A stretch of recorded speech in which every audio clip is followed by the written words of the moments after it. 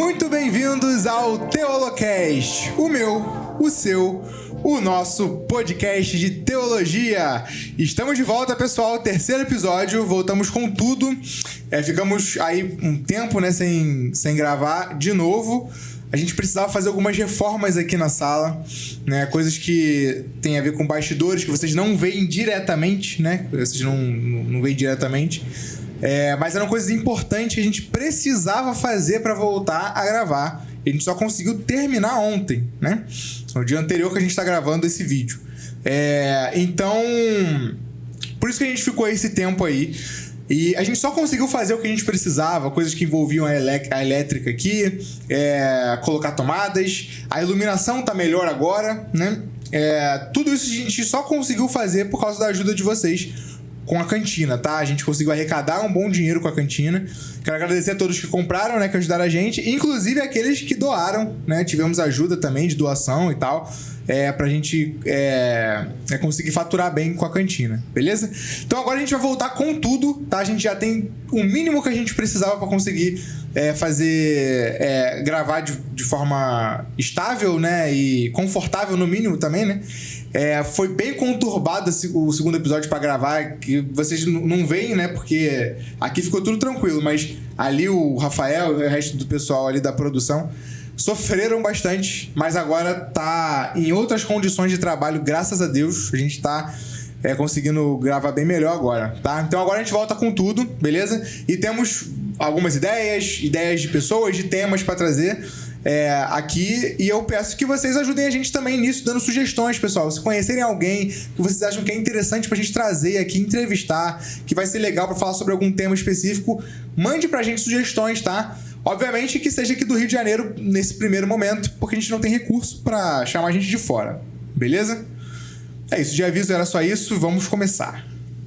Perfeito, gente. Então, hoje a gente vai estar recebendo aqui o nosso queridíssimo, ilustríssimo amigo Leandro Fragoso, que a gente pode chamar de missionário da igreja, membro atuante desde, 1900 e pouco, e ele vai aqui se apresentar e contar a história dele um pouco pra gente. Fala aí, Leandro. Então,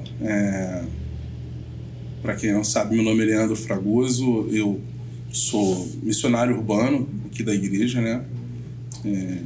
Trabalhando numa área muito específica, que é levando Jesus através das artes marciais, né? Eu sou faixa preta de jiu-jitsu e a gente usa o jiu-jitsu como uma ferramenta não só de evangelismo, né? Mas para a mudança da história. O jiu-jitsu, em si, ele proporciona isso, né, de uma forma muito legal. E para outras áreas também, né, questões de depressão, ansiedade, paternidade. Então, assim, o jiu-jitsu, ele é um canivete, né, cara? Você tem muitas ferramentas ali. Você pode usar de diversas formas. E a gente, juntando isso com a possibilidade da propagação do evangelho, perfeito, né, cara? Perfeito. Beleza, eu quero que você comece esse papo contando pra gente como que é a sua história de conversão, como foi a sua história de conversão, por que você é cristão hoje, e também sobre a sua história na IEC Lins, né, como você entrou aqui, desde quando você tá aqui e tal. Pode falar. Tá, vamos lá. Sou péssimo pra data, né? Mas vamos lá.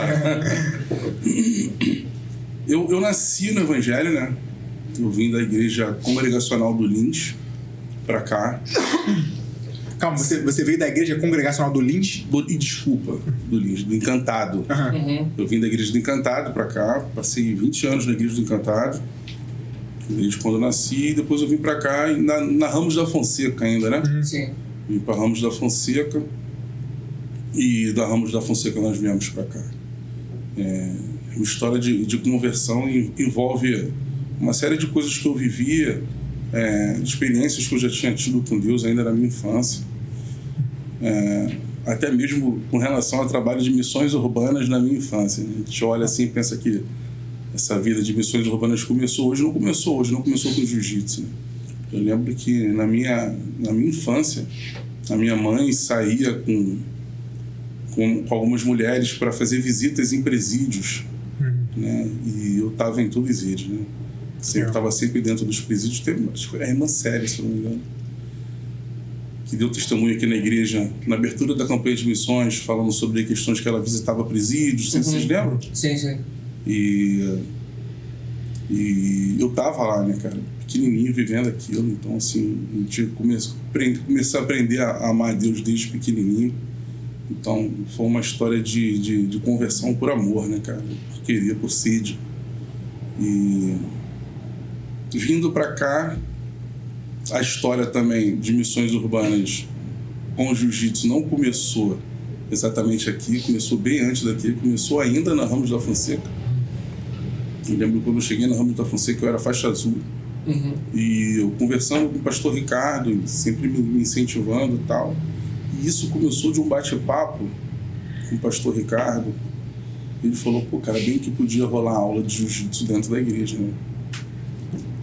E a gente começou a conversar sobre isso ali. E a proposta foi a seguinte: vamos orar por isso. Esse tempo de oração durou mais ou menos uns 10 anos. Uns 10 anos. Uns 10 anos até a gente começar o trabalho efetivamente aqui.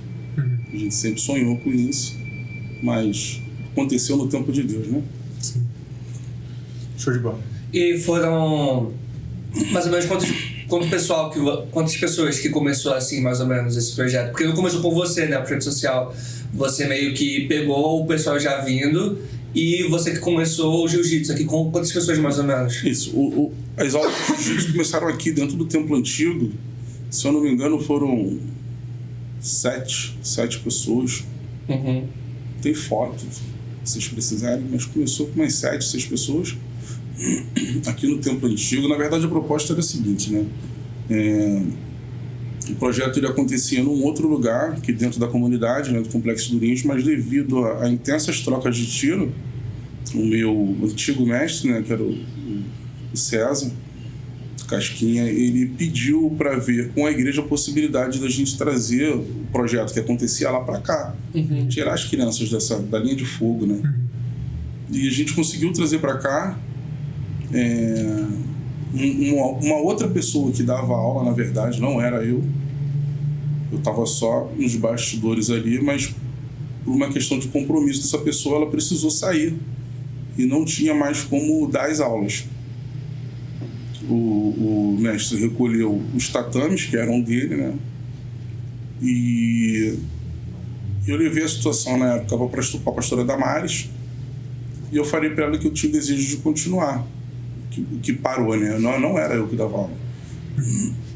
Você que o pastor Ricardo, você que a pastora Damares, com a Isolda, vamos então vamos incorporar isso ao projeto social. O projeto social já existia, né? Já tinha uma galera, se não me engano, de artesanato, já estava tocando o projeto. Não me lembro se o Douglas já dava aula. Não me lembro. E a gente começou investindo, comprando as placas de tatame, começamos a abraçar os alunos que já vinham para cá para treinar com outro professor e a coisa começou a andar. Né? Mas isso toma uma direção diferente a partir do momento em que Deus começa a falar comigo qual era a real proposta disso aqui, né? Que aí a gente entra na questão missionária, né? Então, quando Deus começa a falar, Deus começa a mostrar, começa a dar direção. Algumas pessoas se moveram, entraram na minha história e eu fui começando a perceber essa questão de missões. Me lembro do dia que eu estava em casa, estava até com febre. E o Alexandre foi na porta da minha casa, me chamou. Só rapidinho, qual Alexandre? Com o Alexandre. O grandão, né? O Alexandre Grande, professor de boxe, que dá aula aqui no projeto. Marido da Elaine. Isso. Parou lá em casa, tá fazendo o quê? Eu falei, pô, nada, cara, tô cheio de febre, pô, vamos ali. Eu falei, vamos ali aonde? Eu tô com febre. Pô, vamos ali, cara, bota uma roupa aí, vamos ali. Aí eu botei uma roupa, entrei no carro, né? Quando eu entro no carro, tinha um cara grande, louro, dirigindo o carro. E entrei no carro, falei, pra onde é que a gente tá indo? Pô, a gente tá indo lá no Tuiuti, lá no morro do Tuiuti. Falei, fez o que lá? Então, tem um curso que está começando hoje, um curso de missões urbanas. Eu me lembro de tu se falando dele. Curso de missões urbanas. Pô, mas como é que é isso? Aí esse camarada que estava dirigindo começou a explicar. Começou a falar um monte de coisa. Então, na verdade, era ele que estava levando o Alexandre. Aí perguntou para o Alexandre, pô, não conhece mais ninguém não? Que queira, que vai? O Alexandre, que eu conheço, vamos lá pegar ele. Vamos pegar. Aí, quando a gente chegou no Tuiuti, que eu fui conhecer a pessoa que estava dirigindo o carro, né? Que era o pastor Gotardo, o pai da Júlia Gotardo. Eu imaginei quando você falou que era um cara grande de olho, eu imaginei logo. Essa figura aí. Me levou lá pro Tuiuti e ali a gente começou esse curso de missões urbanas. E para mim foi um divisor de águas, né? Esse curso da Jocum de missões urbanas. Eu consegui trazer o curso para cá depois. O Neto ministrou esse curso aqui com a galera da Jocum. Pô, foi bom demais. Quero até ver se eu consigo levar agora para Nova Iguaçu, né? Legal. Ou então trazer o curso para cá, de repente uma vez na semana, não sei. O que você acha que você, tipo, mudou na sua trajetória depois desse curso, mais ou menos? Tipo, que você vê que hoje você aplica isso, hoje você faz isso, até mesmo um pensamento que você tem, alguma linha de raciocínio que você segue para o projeto social e para essa... Porque hoje você é missionário urbano. Então, tipo, você hoje é missionário urbano porque você já estudou sobre isso, você já falou sobre isso, você já aprendeu sobre isso. O que você vê hoje que você acaba aplicando desse período? Thiago, eu aprendi que o evangelho é relacionamento. Ponto. Você tem que trazer a galera para você. Aprendi uma coisa também no MIC, no Ministério do Judiciário. Eu trouxe isso para dentro do tatame. A minha realidade como missionário. 4 fundamentos. É o ganhar, consolidar, treinar e enviar. Se eu tenho tempo para fazer isso com proximidade, aprofundando o relacionamento, e isso caminha com implantação de disciplina, ética, você conseguir podar, moldar o cara, até você chegar ao nível de você poder graduar o cara e o cara seguir a trajetória dele, graduado, tecnicamente, espiritualmente consolidado. Essa foi a bagagem, né? Esse entendimento foi a bagagem que o curso de missões urbanas me deu. Entendimento disso, entendimento dessa intencionalidade nos relacionamentos. Projeto social, para mim, hoje, ele tem como sobrenome projeto missionário. Porque aqui dentro, você, estreitando o relacionamento, muitas das vezes você não precisa nem falar de Jesus. A tua vida, a galera vai ver, mano. Eu acho que eu aprendi a ser mais crente depois que eu descobri essa intencionalidade do relacionamento. Trazer o cara pra você, mano. Principalmente o cara quando não é crente, isso te exige mais de santidade, te exige mais de vida com Deus, sabe? Você tem que transparecer, mano. Isso tem que ser o perfume que exala do teu corpo. O cara tem que caminhar contigo, o cara tem que ver o tempo inteiro Cristo em você.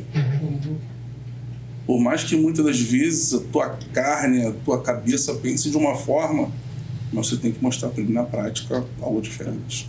Até porque Jesus mandou a gente não pregar o evangelho, mas fazer discípulos. Exato. Então... Perfeito. É disso que eu ia falar. O que você tá falando, tipo, me lembra muito o conceito de discipulado, sabe? Discipulado é isso, cara. A gente às vezes fica debatendo sobre o que esse discipulado significa, mas discipulado tem muita relação com essa coisa de trazer para perto. Porque se eu fosse definir o que seria discipulado, seria imitação, né? Discipulado é imitar Jesus, sabe? É seguir Jesus. E aí como é que se faz isso? Como é que você imita, sabe? É trazendo pra perto. É no relacionamento.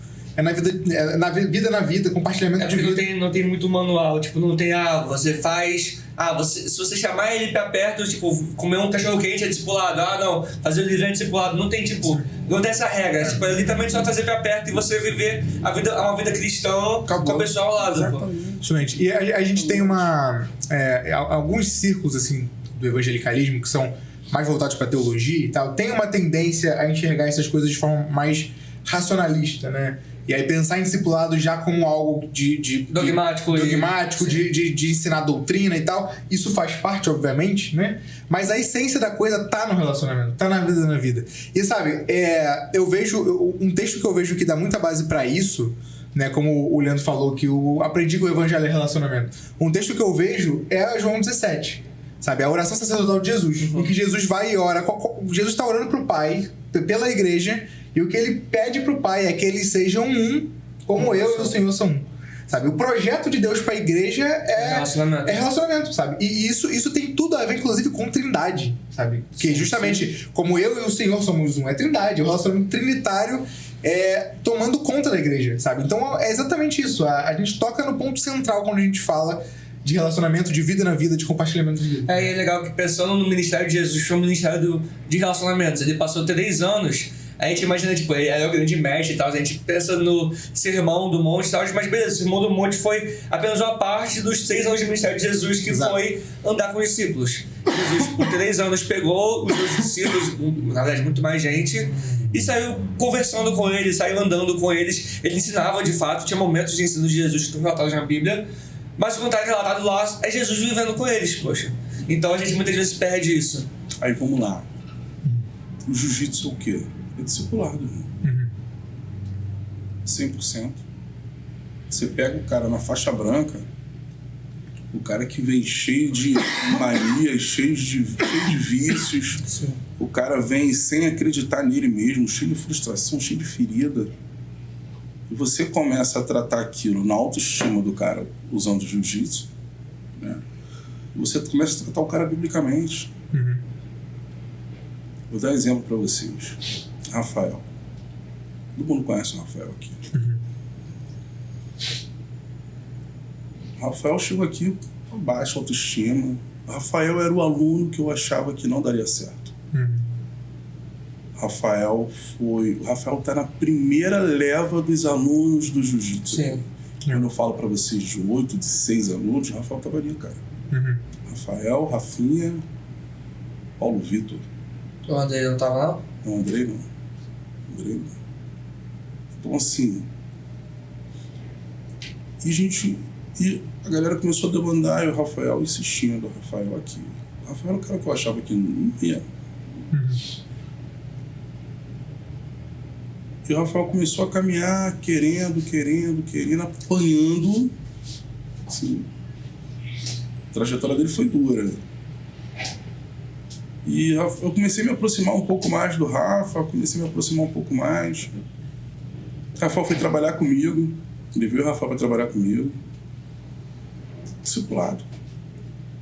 Evolução do Rafael. Gradativamente, quando eu falo para vocês que a gente trabalha o aluno de dentro para fora, quando o aluno chega aqui cheio de frustração, cheio de ferida, que ele consegue finalizar um aluno, ter um êxito no combate ali no momento de treino, aquilo para ele é algo sensacional. E o que eu combino com a minha equipe aqui de instrutores, né? Vamos botar aquele ali para lutar. Só que aquele que vai lutar, que a gente vai pegar, muitas vezes o cara não tem nem potencial para lutar, sabe? Mas a gente trabalha o cara. A gente vai trazer esse potencial, arrancar esse potencial de dentro dele de alguma forma. Vamos entupir ele de técnica. Vamos trabalhar o psicológico, trabalhar o condicionamento físico. E vamos botar esse cara para lutar, vamos botar ele num campeonatozinho assim. A gente vai botar o aluno para lutar. Deus tem sido gracioso e misericordioso com a gente todo momento, porque a gente treina 2 vezes na semana. A galera aí fora treina todo dia, cara. A gente treina domingo. Segunda. A festa profissional tem que treinar diretão. A gente aqui treina 2 vezes na semana, cara. Então, quando a gente consegue arrancar um pódio, primeiro, segundo ou terceiro lugar, a gente é uma vitória muito grande. Só que para um garoto desse, que tá cheio de ferida, todo machucado, com autoestima arrasada, bota uma medalha no pescoço, você já começa a mudança da história ali, né? O cara já olha e fala assim, pô, calma aí, eu sirvo pra alguma coisa. Isso gera paixão pelo esporte, isso gera paixão pelos instrutores, e nessa questão da paixão, de ele olhar e querer ser aquilo, acabou. Aí você começa a trabalhar um discipulado mais intenso, mostrar pra ele, ó, tá vendo aí, a galera treina de segunda a segunda, você treina 2 dias na semana, fruto do teu esforço, teu sacrifício. Mas tem Jesus nisso aí, cara. Tem milagre de Deus nisso, tu botou um cara que treina todo dia. Os olhos se abrem, né? E a gente vai trabalhando aquilo devagar, que a gente tem tempo para isso, né? Na graduação da faixa branca até chegar na faixa preta, o cara vai levar um tempo. Então é o tempo de você caminhar junto. Então, assim, o discipulado, usando o jiu-jitsu como ferramenta de discipulado, espetáculo. Muito bom. Você vê as mudanças. Sensacional. Mas já mudou só a pergunta. É porque você... Com que frequência, mais ou menos, você costuma ver o pessoal? Você costuma ver eles, tipo, no discipulado, por exemplo, isso que você acaba fazendo, acompanhando, nessas 2 vezes por semana, ou, tipo, você costumava sair mais? Tal, então, quando eu estava morando aqui no Rio, eu tinha uma condição melhor de estar com eles mais tempo, né? Marcava com eles aqui na padaria do lado para comer pão com mortadela. Eles que eu digo, né? A galera toda não tá. Sim. É um. Tá fazendo o quê, cara? Não tô fazendo nada. Pô, vamos tomar um café comigo? Vamos fazer um lanche? Vamos. Quando eu tava aqui na padaria, bater um papo. Conversar como é que tá teu dia, como é que tá. Hoje em dia a gente tem uma coisa que é bom e é ruim ao mesmo tempo, né? Que é o WhatsApp. Mas é legal porque só você passar um WhatsApp e perguntar como é que tá. Como é que foi lá a apresentação do teu trabalho na escola. Chega aqui, senta, tira meia horinha de bate-papo, 15 minutinhos, troca uma ideia. Então chama para dar um treino. Porque assim, eu tenho hoje, aqui eu tenho 3 instrutores, mais o Rafael como professor, faixa preta, né? Então a galera hoje meio que tá tocando o treino, eu fico na supervisão, acerto alguma coisa, acerto outra, passo uma posição. Então isso acaba me dando tempo de encostar do teu lado e bater um papo contigo. Isso me dá a condição, muitas das vezes, de chamar um aluno para treinar. Aquele que eu vejo que está passando por alguma situação mais complicada. Então eu chego, pô, Matheus, vamos dar um treino comigo. Aquilo para ele é pô, o mestre me chamou para treinar, né? Tem aquela mistura de medo com emoção, né? Pô, e agora? Deu ruim. Você vai dar aquele treininho devagar, aquele treininho conversando, ó, tá fazendo isso de errado, vamos fazer isso, você acabou de treinar, senta no cantinho, bate um papo. Então hoje o meu discipulado tem sido 100% tatame, pela escassez do tempo, né? Antigamente eu tinha tempo para caminhar com eles fora. Hoje está escasso, então a gente usa 100% tatame para isso. Entendi. E, inclusive, quando você falou do Rafael, fiquei pensando, né? Como de fato essas experiências aí, esses testemunhos, né, mostram que é realmente um instrumento de Deus para transformar vidas mesmo, sabe?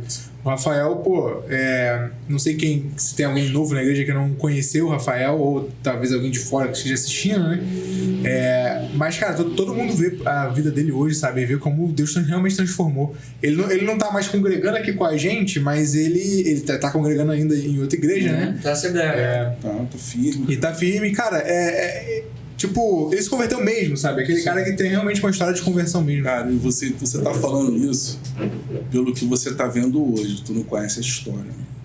Pois é, isso é que é legal. Quando você conhece a história, tu vê realmente coisas, né? Essa história desse moleque pra trás, cara, é algo fascinante. Aí você vê, né, cara, o moleque se converteu mesmo. Sim. Se converteu. Assim, eu digo assim, porque eu, além de conhecer a história do Rafael pra trás, eu tive o prazer de poder caminhar próximo do cara, né? Então, você vê propostas chegando para eles, assim, chegando para ele, e o cara com posicionamento de crente, sabe? Eu lembro do Rafael, durante muito tempo, abrindo mão de namoro, cara. Não quero. Quero me santificar para poder... Sensacional, cara. Se santificar para entrar no relacionamento. Né? Sim. Hoje tá namorando, tá... Fazer um ano, se não me engano, fez um ano. Então você vê o moleque caminhando para casamento, construindo casa, o moleque não tá de brincadeira. Isso é bom demais, né, cara? Você vê isso. Fruto, né, cara? Então, E outros. Ele tava no Outback, né? Isso. Então, isso que eu acho maneiro. Tipo, a gente fica apoiando a trajetória do Rafael desde, tipo, do começo. Ele gravava story, tipo, estudando e tudo mais. Tentando um monte de coisa e tudo mais. E hoje ele tá, tipo, já num emprego mais estável. Assim, a vida do Rafael hoje é estudo, trabalho e igreja, né? Tá estudando muito, que ele quer prestar um concurso paramilitar. Hoje tem estado bem ausente aqui do tatame, mas quando eu ligo, Rafael, preciso de você hoje lá. Ele abre mão, larga tudo e vem treinar, vem poder dar aula. Porque ele acabou sendo uma referência pra galera. Todo mundo tem ele como referência. Impressionante. Os adultos que eu tenho dentro do tatame, mais velhos do que ele, olha pro Rafael como um farol no meio do mar. O moleque é referência pra galera tecnicamente. Isso também é muito bom. O Rafael é muito admirado tecnicamente, né? A ideia da faixa preta pro Rafael, eu já tinha em mente uma data para poder dar a faixa preta pro Rafael, mas o meu mestre, o Vinícius Amaral, quando veio aqui, ele falou para mim: ô Leandro, vi o treino do Rafael lá no CT, tá na hora de dar faixa preta pro cara. O cara, tá bom. Então assim, não foi eu, foi o mestre. Né? O mestre que falou, tá na hora. Ainda segurei ele mais um ano. Falei: Vinícius, tranquilo, mas eu vou dar uma segurada. Segurei o Rafael um ano depois que o mestre falou para me dar a faixa preta. Que eu dei a faixa preta para ele, e acredito que tenha sido no tempo certo. Mas tem outros, cara. Tem outros aqui. Pô, Jean Anderson. Jean Anderson também é membro daqui, né, cara? Sim. Batizado. O Jean Anderson, ele me fascinou desde a primeira vez, cara. O Jean Anderson treinava com a gente aqui. Eu tive um problema com o aluno chegou 40 minutos atrasado no treino. Chegou, entrou no tatame de kimono, eu falei: filho, calma aí, não é assim não. Pô, você tá 40 minutos atrasado, cara. Você entra, não dá uma satisfação, não fala nada. Ah, eu tava num compromisso. Eu falei: não tava em compromisso não. Tava, passei aqui, te vi, tava ali no botequim vendo o jogo do Flamengo. E logo o Flamengo, né? Pô, pior de tudo, né? Se fosse do Vasco, o filho teve que não vi, mas o Flamengo não tem como. Aí eu conversei com ele, eu falei: cara, não pode, não é assim. Você não pode entrar dessa forma. Todo mundo, a gente tem um compromisso aqui, cara. A gente tem que cumprir. Ah, isso é palhaçada. Eu falei: olha só, deixa eu te falar uma coisa. Você, quando diz que isso é palhaçada, você tá chamando a mim, você tá chamando todos os teus companheiros de treino de palhaço. Todo mundo chegou no horário aqui. Você não chegou no horário. Aí ele tirou o kimono, revoltado, saiu do tatame. De bem rebelde, sabe? Ele saiu, quem chega? Jean. Jean chegou, foi pro banheiro, trocou de roupa, botou o kimono numa postura completamente diferente. Me cumprimentou, falou: mestre, posso treinar? Eu cheguei atrasado. Eu virei para ele e falei: não. Pode não. Você tá 40 minutos atrasado. Não pode treinar. Aí ele: sim, senhor. Foi dentro do templo, pegou uma cadeira, botou na beira do tatame e sentou para assistir o treino. De kimono. Teve o treino, tal, aconteceu. Quando acabou o treino, a gente orou, terminamos o treino, ele foi o primeiro a levantar da cadeira e tirar uma placa do tatame para ajudar a guardar. Isso para mim foi um negócio maravilhoso, né? Eu falei: rapaz, esse garoto é diferenciado. Eu fui conversar com ele. O Jean Anderson hoje também está no Outback, né? Muito bem no Outback lá. Acho que ele virou gerente. Eu acho que é. Legal. E o Jean, ele eu esqueci o que eu falo. Alguma coisa da história dele? Jean, eu fui conversar com ele, eu falei: pô, Jean, deu mole, cara. Horário, tem que estar em cima disso, cara. Não pode vacilar. Ele virou pra mim: pô, mas eu tava trabalhando. Eu falei: pô, tá trabalhando? Ele falou: tô. Eu falei: pô, legal. Trabalha com o quê, Jean? Ele: então, mestre, quando as pessoas querem fazer obra lá em cima no morro, o caminhão não entrega lá, né? Porque carro não chega lá. Então as pessoas compram material, pedem para deixar o material ali embaixo no morro, e eu pego, por exemplo, areia, pedra no balde e vou subindo e descarrego lá em cima. Saco de cimento, Vocês nunca tiveram a oportunidade de entrar no Morro do Amor, não, né? No... Tem a cachoeirinha do lado de cá, o Morro do Amor é mais parado. tá, não, então não. Irmão, escada íngreme, irregular, é ali, velho. E o Jean pega todo o material, areia, pedra, cimento, e subia, descarregava lá em cima e descia. Era isso que o Jean estava fazendo, que ele chegou atrasado no treino. O outro não estava de brincadeira, né? Não tava no jogo do Flamengo, tava trabalhando. Tanto não estava de brincadeira que você viu o resultado do Jean hoje, né? O Jean é faixa marrom, meu aqui do projeto, ele auxilia uma outra academia também da mesma equipe, que fica ali em Vila Isabel, também dando aula lá, e o Jean Anderson, ele está caminhando, né? Recebeu um convite, foi convidado, e o Jean está indo para os Estados Unidos para dar aula lá, que era de jiu-jitsu. Aí a gente entra na questão social, né? O reino de Deus tem que promover mudança, cara. Com certeza. Chega, não pode estar a mesma coisa. Não tem como estar a mesma coisa. A mudança de postura do Rafael hoje, a mudança na história da vida do Jean, manifestação do reino. Eu não atribuo isso a outra coisa. Não tem como. Tem outros alunos que eu posso te contar a história aqui, de bênção, de mudança de vida, que você vê nitidamente a manifestação do reino na vida da pessoa, sabe? Cara, perfeito. Eu falo muito sobre isso, né? Fico até meio preocupado de ser muito repetitivo, né? Mas é porque a gente evangélico tem uma tendência a tornar o evangelho, né, e o cristianismo muito abstrato, né?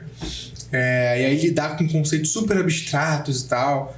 E eu tenho até uma experiência com isso pessoal, porque o evangelho brilhou pra mim depois que eu ouvi uma exposição que fez muito sentido, né? Em termos de justificação pela fé e tal. E aí a convicção de pecado veio, e a ideia de que eu preciso crer em Jesus para perdoar meus pecados e tal, enfim.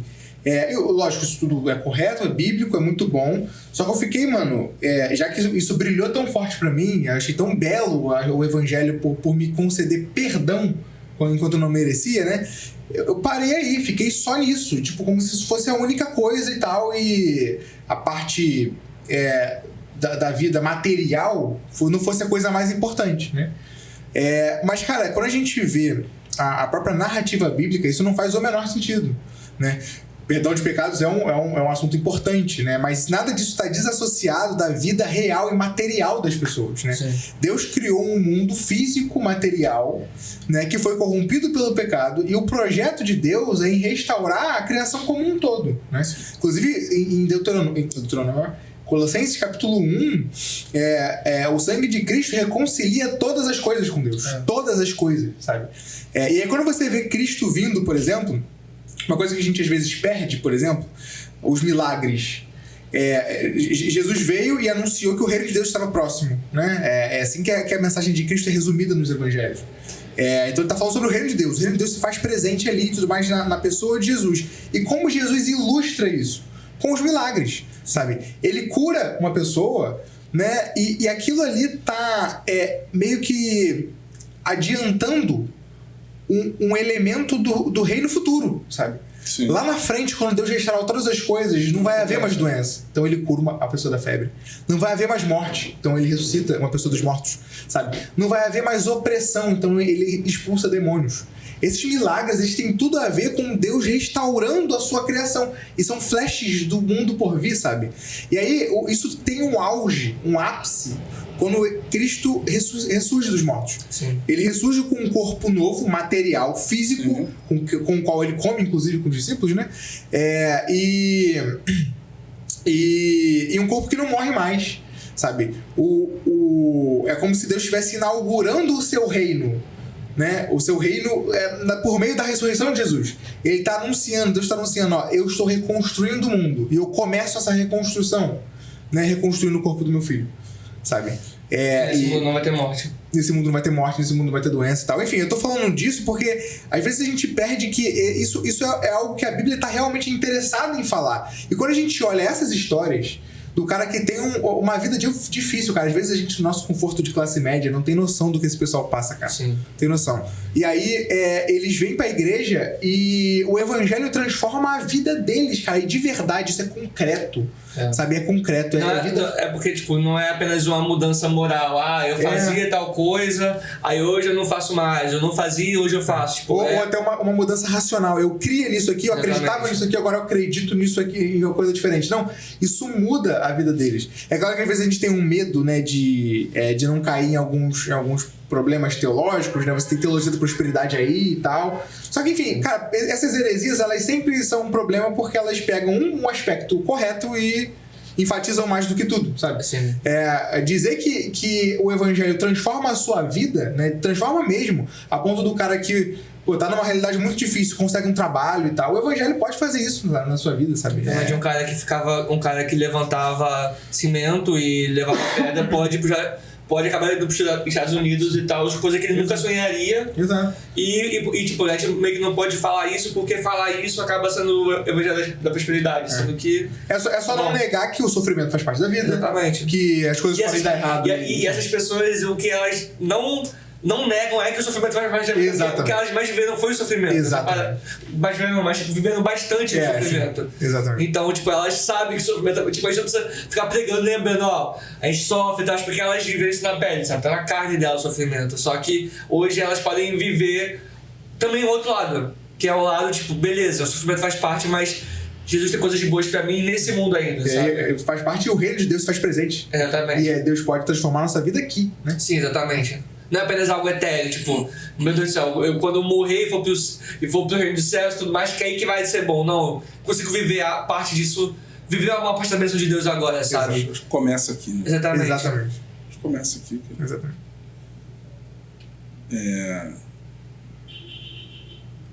Tem muita coisa que fica difícil de eu compartilhar. Né? Muita coisa que eu não posso compartilhar. Mas se vocês conhecessem as histórias que existem... Eu contei aqui a história do Jean de uma forma muito superficial. Contei a história do Rafael de uma forma muito superficial. Mas se vocês conhecessem a história a fundo, isso envolve perdão.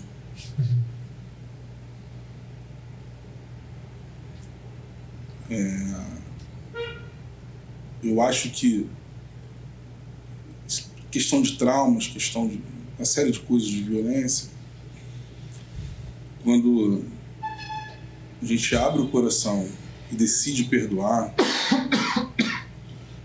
eu acho que abre uma janela do céu sobre a vida da gente de bênção. Né?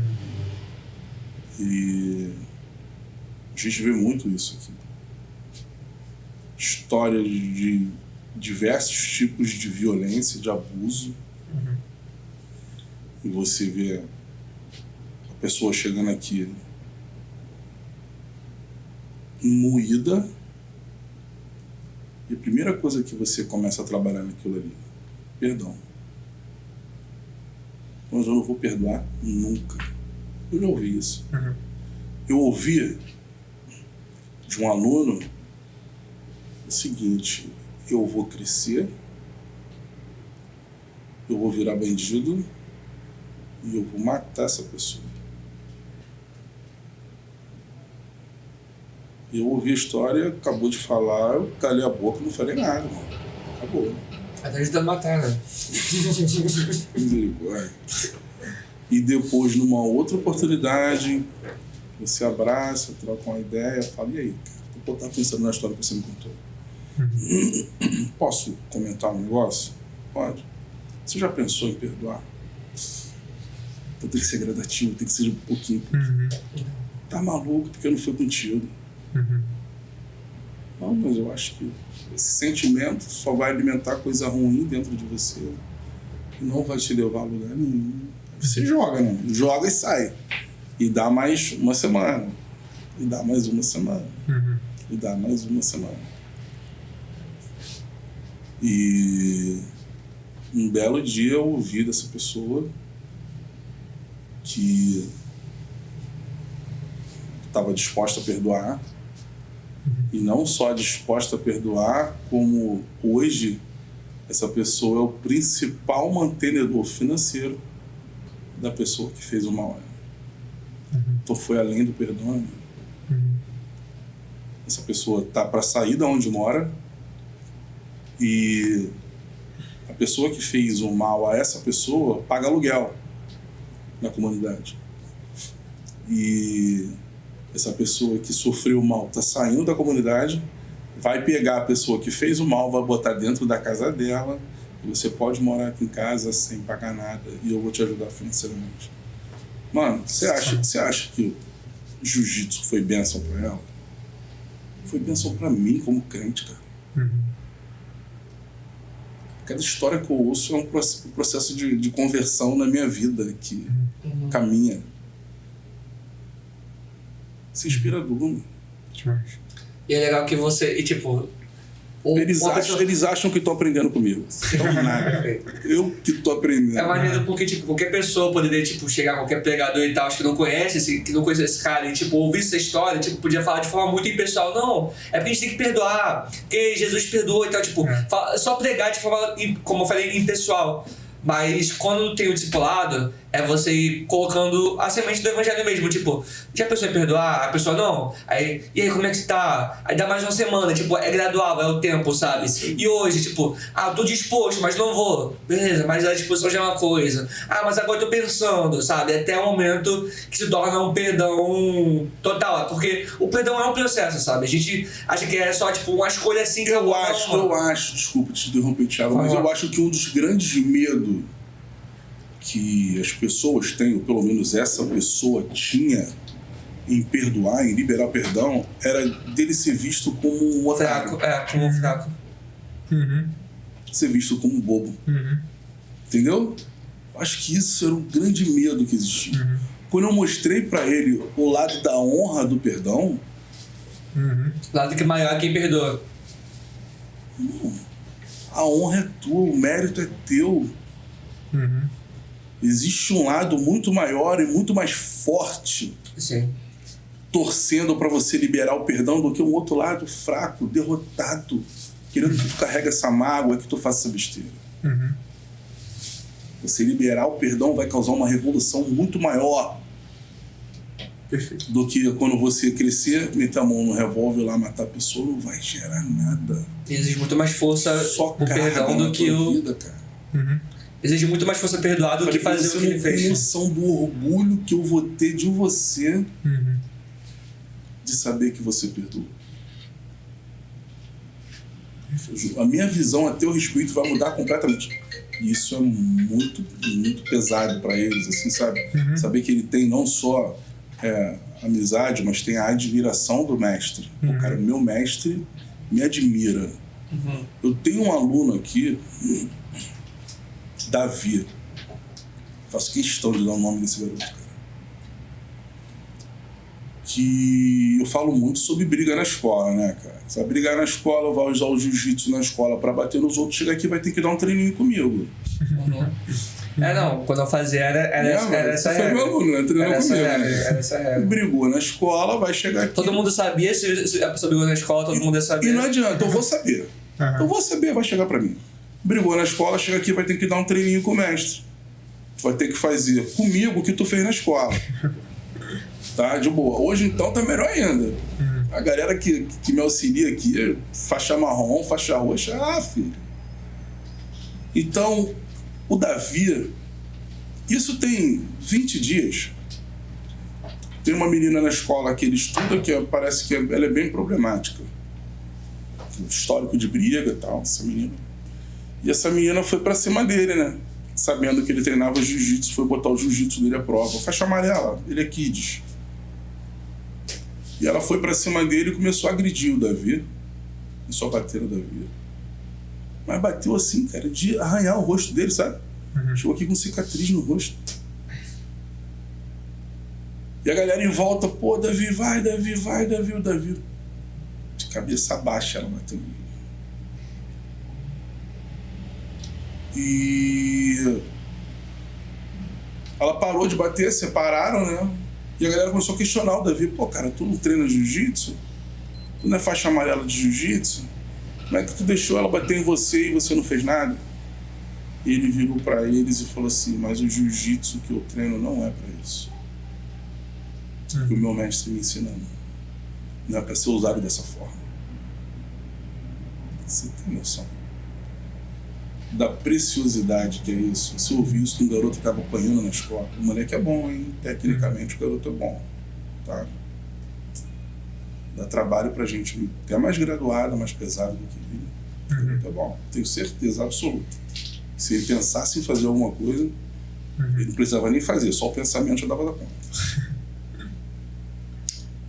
Ele ficou um tempo sem vir aqui, tava com o rosto todo arranhado. Mas uma menina que treina aqui, a aluna antiga, que não tá treinando mais, veio aqui e me falou, pô, mestre, eu via, achei a atitude dele assim. E eu tava com o tio dele, Pablo, faixa marrom nosso aqui, treina com a gente. O Pablo foi me buscar em casa, eu tava sem carro. Eu conversei com o Pablo, o tio dele me tomou no telefone, eu quero você no treino hoje, não falta, eu quero você lá. Ele teve que vir, né? Quando chegou aqui, eu dei 2 graus para ele. Grau é o que a gente bota na faixa, é o que vai... Uma faixa, ela leva no máximo 4 graus. Chegou no 4º grau, é que o aluno já está apto a pegar outra faixa. O Davi, a faixa amarela lisa, não tinha grau nenhum. Eu dei 2 graus pro Davi. Porque eu acho que o garoto entendeu a mensagem, né? Entendeu o papel, entendeu que o jiu-jitsu não é para ser usado dessa forma. E manifestou graça e misericórdia. Davi chegou a frequentar um tempo a célula da minha esposa Débora, que não funcionava aqui na igreja, ia para a célulinha, amarradão, ele gosta, não é? Tô até tentando inserir ele naquele contexto dos pré-adolescentes, ele é pré-adolescente, trazer ele para perto. Mas essa história do Davi aí já mostra o valor que tem quando a gente começa o trabalho desde pequenininho, né? Eu entendi que eu precisava de ter o Kids aberto novamente, que a gente passou fechado durante muito tempo. Estou me reestruturando dentro do que eu tenho aqui de gente para poder voltar com Kids. Porque quando o aluno chega aqui com 16, 17 anos, a gente tem um tempo muito curto para trabalhar. Logo depois vem quartel, e depois do quartel o garoto tem que trabalhar, né? Quando você começa de kids, você tem mais tempo de discipulado. Até o garoto chegar numa fase dessa de trabalho, você teve um tempo para amadurecer aquilo ali, né? Então a gente está retomando esse kit para poder aprofundar, né? Inserir o evangelho de uma forma, acho que mais forte, mais consolidada, né? Pelo tempo que você vai ter para trabalhar. Sim. Isso é legal. Cara, é sensacional. Ouvir essas histórias são muito inspiradoras, cara. Eu tô ouvindo aqui, eu só consigo lembrar de Jesus. Só consigo lembrar de Jesus. Só consigo lembrar de que essas histórias que você tem contado são muito parecidas com os valores que Cristo ensinou e que Ele mesmo encarnou, né, na sua vida e no seu ministério aqui na Terra, sabe? Se a gente tem alguma dúvida de como a gente vê o reino de Deus se fazendo presente hoje na nossa vida, porque às vezes eu já me peguei assim, ensinando, né, em aula e tal, ou até conversando com pessoas assim, sobre aquela ideia da teologia do já e ainda não, né? O reino de Deus já se faz presente, mas ainda não. O reino de Deus já foi inaugurado, Deus já governa nesse mundo em algum sentido, em algum nível, a gente pode viver isso em algum sentido, em algum nível, mas ainda não é completo, ainda não. Aí só que a pessoa fica assim, cara, mas eu vejo tanto mal nesse mundo, sabe? Ou até, além de já ainda não, pensar no fato de que Cristo já venceu o mal na cruz. O mal já tem prazo de validade. Ele já pisou na cabeça da serpente, sabe? Ele já venceu os principados e potestades. E aí só que a pessoa fica assim, cara, mas eu vejo tanto mal no mundo, sabe? Tipo, como é que eu vejo isso sendo real na prática? E é com essas histórias que eu vejo o reino de Deus se fazendo presente. É quando o cara perdoa uma pessoa que fez mal a ele, sabe? Assume prejuízo, entendeu? E ainda é restaurado a ponto de passar a ser generoso com essa pessoa. Sim. É quando esse garoto dá outra face e não revida, sabe? Não usa a arma que tem, né? E, cara, é exatamente isso que Jesus fez. É exatamente os valores do mundo, né? São usar a força, né? Usar a violência, né? É assim que os discípulos esperavam que Jesus fizesse, que ele fosse lá e destroçasse o Império Romano, Sim. sabe? E aí Cristo vem e mostra valores totalmente diferentes, sabe? E é encarnando esses valores na nossa vida que a gente realmente traz o reino de Deus pra hoje, sabe? Mostra que o reino de Deus faz presente hoje. É esse garoto aí que não usa a arma que tem pra violência, pro mal. Como Jesus não fez assim, Sim. sabe? E inclusive, só pra terminar a minha fala, ano passado eu tava lendo um livro do N.T. Wright sobre a cruz, né? E ele fala ele fala de um texto, acho que é de 1 Pedro, se eu não me engano, ou de Paulo. Acho que na verdade tem tanto Pedro quanto Paulo falam a mesma coisa em passagens diferentes, né? Que a gente dá continuidade aos sofrimentos de Cristo, sabe? É uma passagem até estranha, assim, cara, como assim Cristo já sofreu, né? Cristo já morreu, já venceu o mal. Como assim a gente dá continuidade aos sofrimentos de Cristo, sabe? Eu vejo nessas histórias isso acontecendo, entendeu? Cristo venceu o mal sendo vítima do mal. Cristo venceu o mal não dando a outra face, não revidando, sabe? Sendo crucificado, sendo morto brutalmente. Eu ouço uma história dessa, eu vejo o garoto não revidando, eu vejo ele dando prosseguimento aos sofrimentos de Cristo hoje. Eu vejo ele vencendo o mal hoje, não revidando essa menina, sabe? Uhum. É sensacional, cara, quando a gente vê o evangelho de fato fazendo diferença na vida das pessoas. Mateus, a gente tá falando de jiu-jitsu, né? Que é uma arte marcial, que é uma luta. Que é uma arte marcial, que é uma luta. Mas vamos lá. A gente tem a Graça, que tinha um curso aqui de manicure, que você vê o reino de Deus se manifestando. A Graça, eu conheço uma história, tá? Uma história de uma aluna da Graça que hoje tem um estúdio que trabalha fazendo unha. Uhum. Iberê. A gente tem aluno do Iberê que estava aqui estudando música e passou em concurso. Uhum. Isso aí é o quê? É o reino se manifestando, fazendo a diferença na vida, cara.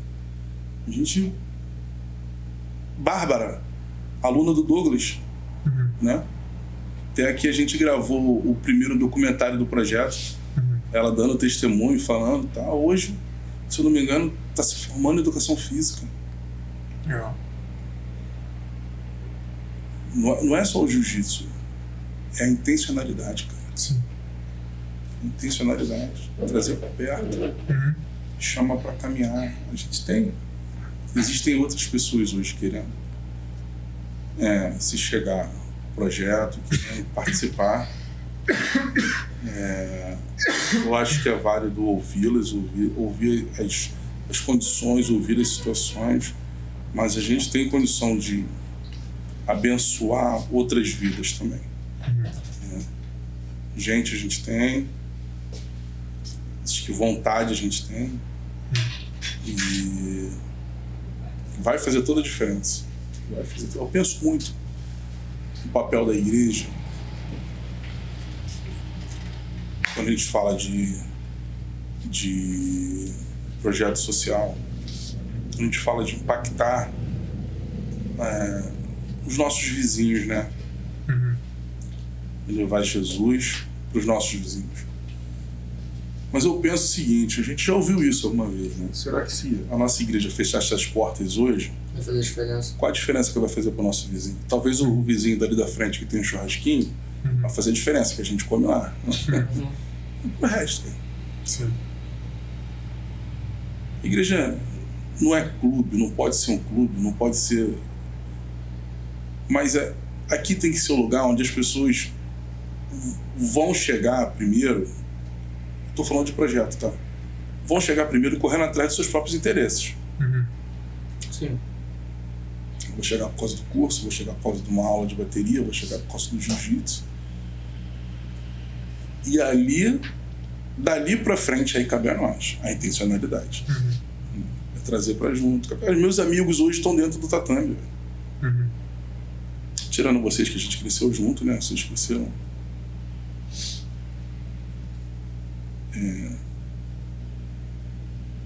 Tirando isso, as minhas amizades hoje estão dentro do tatame, dentro do dojo.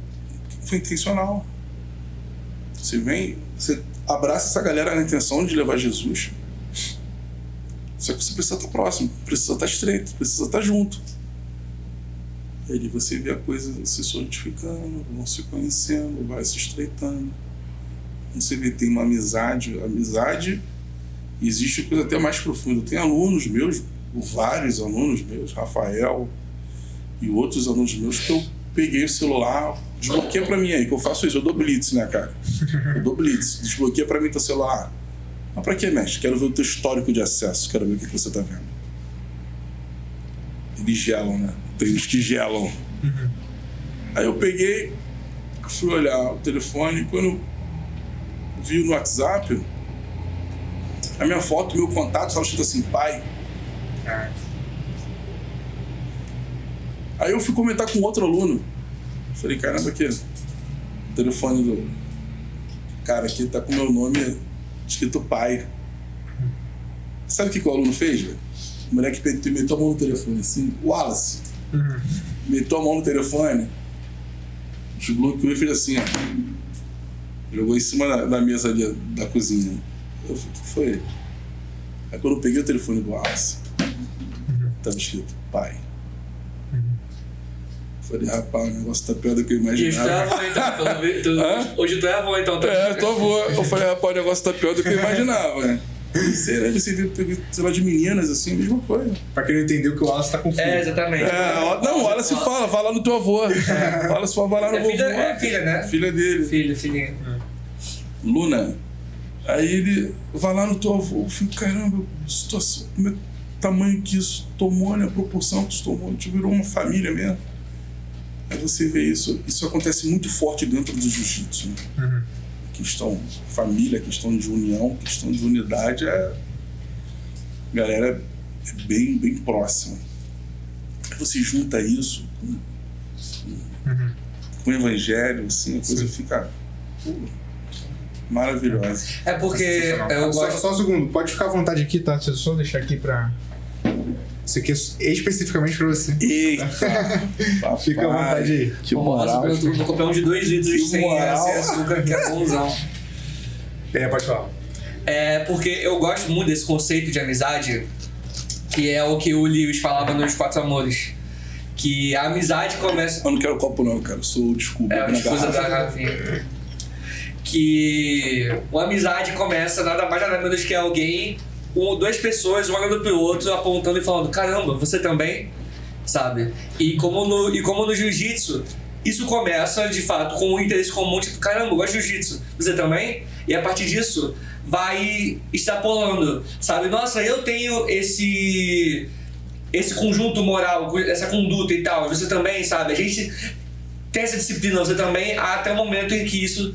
Poxa, eu creio em Cristo. Você também crê? Você também quer crer? Você quer que isso também una a gente? Só que agora de forma mais profunda e qualitativamente melhor, porque de fato o jiu-jitsu pode unir as pessoas.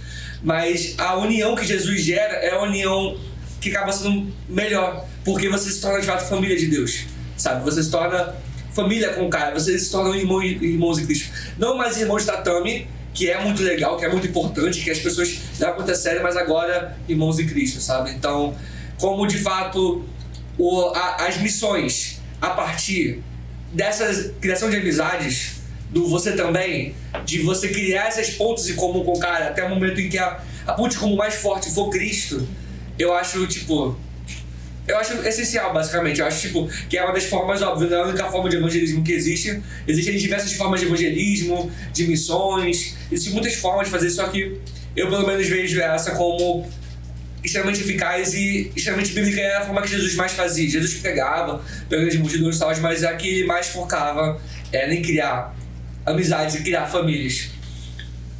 Aqui, hoje, aqui no Lins, eu tenho o Rafael, faixa preta, né? Vou falar dos instrutores. Tenho o Gessé, faixa marrom, Gessé é diácono na igreja dele. Tenho o Carlos. Tenho o Jean Anderson, né? Esses são os faixas marrom aqui da igreja. Em Nova Iguaçu tem um faixa marrom, que é o Vinícius. Vinícius que se converteu dentro do tatame, né? A gente usava um espaço lateral à igreja. E Uma igrejinha era uma casa, na verdade. Tinha um espaço lateral bem grande onde a gente usava. E foi feito um apelo para aceitar Jesus dentro da igreja. Estava rolando o culto e o treino lá de fora. E o Vinícius ouviu a mensagem. E o Vinícius saiu do tatame, entrou dentro da igreja. Quando eu olho, está o Vinícius de joelho lá na frente. Pegou ele aqui fora, pegou na curva. Né? O Vinícius é fruto do tatame, né? Aceitou Jesus dentro do tatame. Você vê essa questão do relacionamento muito forte hoje, quando eu junto todo mundo. Galera crente ali, testemunhando da fé. Aqueles que não são crentes, né? Ainda tenho o Arthur, faixa roxa, e tenho o Alan, também faixa roxa, que também são instrutores. E você vê a questão do compartilhar do amor de Deus com carinho, sabe? Sem julgo, com testemunho de vida, testemunho do amor de Deus, do que Deus tem feito, e você vê que isso é contagiante. Então, os instrutores que não são crentes, que estão ali, que estão ouvindo, né? Depois compartilham da bênção que está sendo na vida deles, né? Reconhecendo Deus fazendo a mudança na história e na vida deles. Os caras não são crentes, né? Mesmo ainda não sendo crente. Mesmo não sendo crentes. Reconhecendo o que Deus tem feito, Deus estava fazendo. Ontem a gente foi abençoado aqui com uma ministração, né, da Joana, filha da Andréia. Júlia pegou o violãozinho dela, pediu para ela tocar uma canção. Ela tocou uma canção com a gente ali. Você vê literalmente Deus tocando no coração, né, de um dos instrutores me olhando assim, fazendo assim. Depois eu perguntei algumas coisas para ela, porque eu sei que a galera leva muito essa questão do evangelho, muito taxativa com relação à perfeição. Cara, que a gente tem que ser perfeito. Você acha que vai ser perfeito. Eu perguntei para ela, você é perfeito? Ela falou, não, você peca. Você tem pensamentos, vontade, desejos, em que você sabe que desagrada o coração de Deus? Ela assim, eu falei, isso não te impede de ser bênção, sabia? De abençoar as nossas vidas. Mostrando a imperfeição nossa, né? E a misericórdia de Deus nos proporcionando a condição de recomeçar a nossa história todos os dias, né? E os instrutores olhando assim. Depois o Carlos deu uma palavra, orou pra gente terminar o treino. Ela deu uma palavra também antes disso. Mas o objetivo é esse, sabe? Eu acho que o grande lance do papel do missionário é estreitar relacionamento, trazer para perto, viver junto. É melhor do que você falar, você tentar convencer. O que vai arrastar vai ser o exemplo. Sim. Não vai ser o que tu vai falar. O que vai arrastar vai ser o exemplo. E é legal que a cultura passa a ser uma cultura criada assim, passa a ser uma cultura de admiração ao que, no caso, seria o bom, sabe? Tipo, o pessoal para de querer admirar pessoas que não vão ser tão boas influências, passa a querer gostar daquilo que é bom e agradável, sabe? Eu me lembro de uma pregação do Vitor Fontana aqui no congresso que esteve dos jovens, dos adolescentes, que a primeira pregação dele foi muito impactante para mim porque foi mostrar quão qualitativamente melhor e superior era a vida no reino do que a vida fora do reino, sabe? E como fazia mais sentido e qual era boa isso. Porque a gente muitas vezes foca muito no que você falou, poxa, na parte negativa, poxa, ser cristão é um fardo pesado, poxa, é muito difícil, lá fora é muito melhor e tal, quando na verdade não. Aqui dentro, a vida no reino é muito melhor, sabe? Então, criando uma comunidade assim, a gente acaba mostrando isso para as pessoas, tipo, eles passam, de fato, quando há mais cristãos do que não cristãos, e esse pessoal passa a olhar a vida dos cristãos, tipo, cara, realmente é melhor, sabe? É mais legal ser assim, é mais valoroso ser assim, do que ser como as pessoas que eu conheci na escola, as pessoas que eu conheci, tipo, no meu bairro e tudo mais. Então passa a criar uma cultura de admiração pra aquilo que é o bom mesmo, sabe? E eles passam a ver o que a gente vive como melhor, o que de fato acaba sendo, sabe? Então é muito legal quando essa cultura é criada, não é aquela cultura tipo, poxa, de peso, de nossa, é tão difícil, caramba, não sei se eu consigo e tal, mas não, cara, dá pra conseguir e é bom, é melhor, é uma vida superior, nesse sentido, é uma vida qualitativamente melhor. Eu acho muito legal quando esse tipo de cultura é criada por meio dos grupos, sabe? Isso é legal quando isso se manifesta de uma forma em que eles percebem isso olhando pra tua vida. Não é você falar. Não é você... Não. É você viver. O garoto olhar pra você e falar, não. Ele não fala, ele vive. É você homenageando o garoto que perdoou, ao invés de falar tipo, do que ele fez, tal, você honrar o garoto que perdoou. E as pessoas verem, caramba, então o perdão é algo bom. E isso na verdade é alguém que perdoou algo muito pesado, no caso, algo muito sério. Essa geração da galera que luta não conhece. Mas eu tenho uma grande admiração pelo meu mestre Vinícius Amaral. Um cara que teve uma mudança na vida dele absurda, assim. Postura, né? E isso contagia, porque bem que você vê que a manifestação do Evangelho, do Reino de Deus na vida do cara mudou a história. O cara que tinha um certo comportamento mudou da água pro vinho. E hoje, o que Deus faz da vida dele, o que Deus faz na vida dele, ele é um cara que me abençoa muito, abriu as portas da equipe dele para mim, para eu poder levar o Evangelho. Ele sabe, ele entende que a história é dessa. O Vinícius, ele é da, se não me engano, Igreja Batista do Recreio, assim. A igreja dele é para ali, pro Recreio, Barra da Tijuca. Não estou me lembrando exatamente qual é a igreja que ele faz parte. Mas é um homem de Deus, um cara que entendeu a proposta do Missões Urbanas de Jiu-Jitsu. E é uma referência. Principalmente para a galera mais antiga, galera que olha a história, olha a vida, olha a transformação do que Deus fez. É uma referência. Eu quero seguir aquilo ali, mano. Eu hoje, como faixa preta, quero seguir aquilo ali. O cara não é só... Não chamo o cara de mestre simplesmente pelo fato dele ter me acolhido na equipe.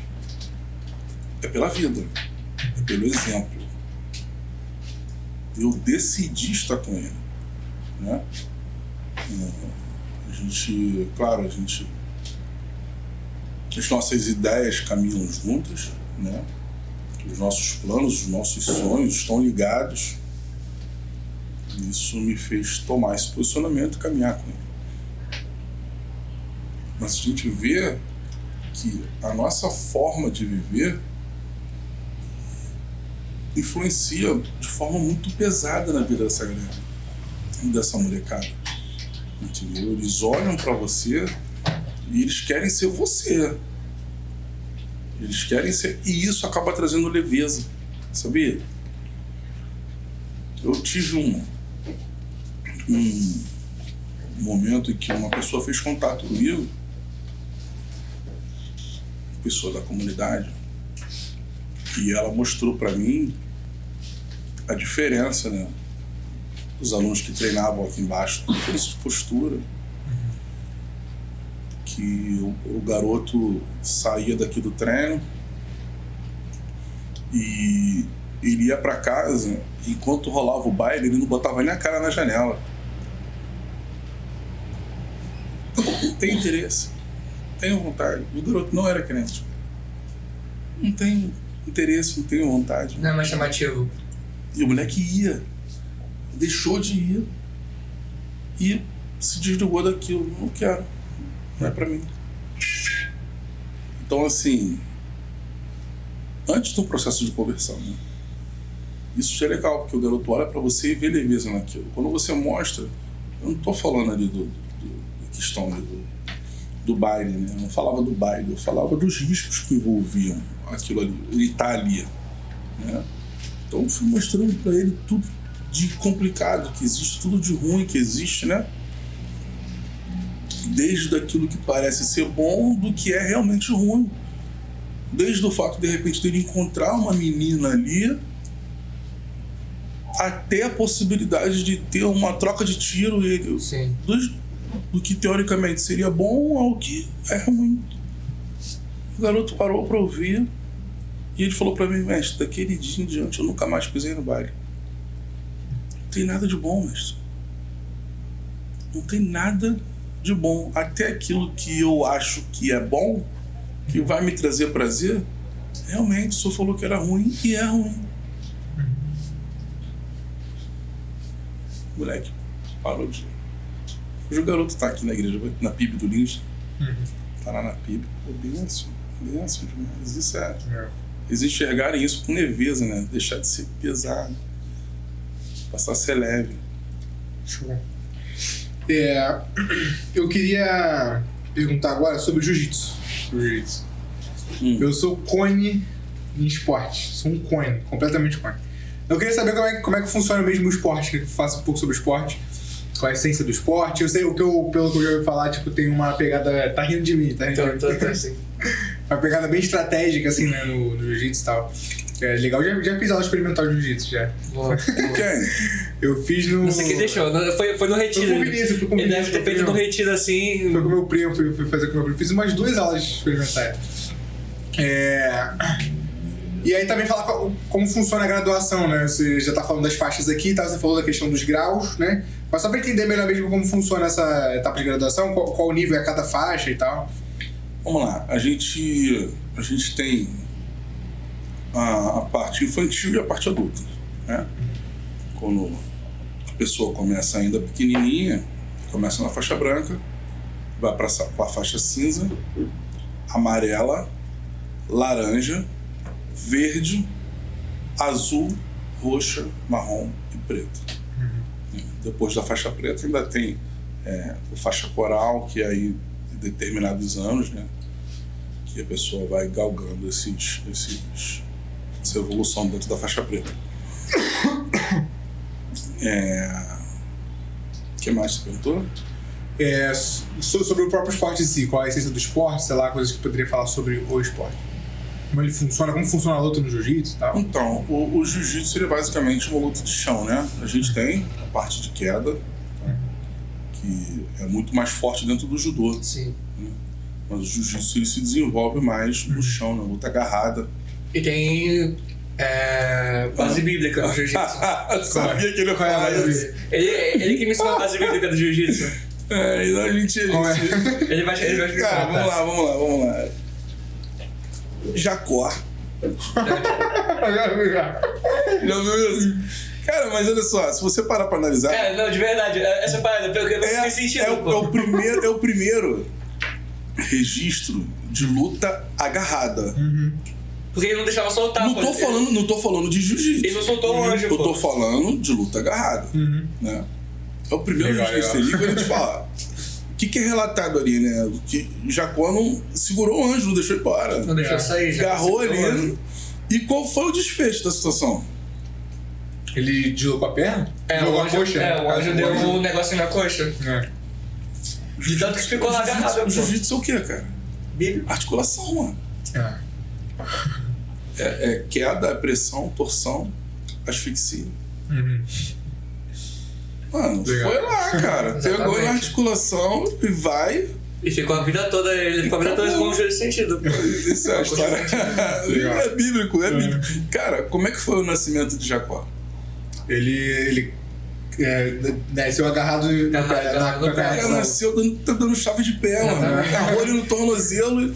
E os dois estavam molhados com a placenta, mano. Ainda assim, tipo, já nasceu agarrado, cara. Esse é o primeiro. Já nasceu agarrado. Já foi pro meu jiu-jitsu, não foi nem Roy Gracie. Já tava ali, o jiu-jitsu já tava ali nascendo ali. No jiu-jitsu existem outras lutas agarradas também, né? Mas a gente puxa essa daí pra gente. Exatamente. Não é heresia, não. E é brasileiro, né? O que começou, não? O jiu-jitsu começou no Brasil? Não, é porque lá fora chamam de Brasil e jiu-jitsu. O jiu-jitsu ele foi adaptado, né, pela família Gracie aqui no Brasil. Sofreu uma adaptação E se tornou o que é hoje, né? Porque é usado em MMA, é Brasília, é o jiu-jitsu brasileiro. Jiu-jitsu, né? Fez toda a diferença, a adaptação. Explodiu, tá aí no mundo inteiro. Né, tô aqui, tu tem testemunho de moleque que vai lá pra Dubai e tudo mais. O que mais tem de moleque que vai pra Dubai e treinar. Tem um aluno que tava aqui com a gente, não aluno nosso, aluno da Gamefight, mas é do CT, que tá em Abu Dhabi. Tá lá lutando. Veio aqui de vez em quando, frequentou a célula do Eliseu. Tá um tempo na célula do Eliseu, por outra uma benção, o Ítalo. E tá rodando aí, tá lutando. Uma coisa interessante do jiu-jitsu, que eu acho importante trazer pra cá, o jiu-jitsu é um dos esportes mais consumido dentro dos países que estão na janela das 40. Janela das 40, que pra explicar, é uma janela, é um quadrado que formaram.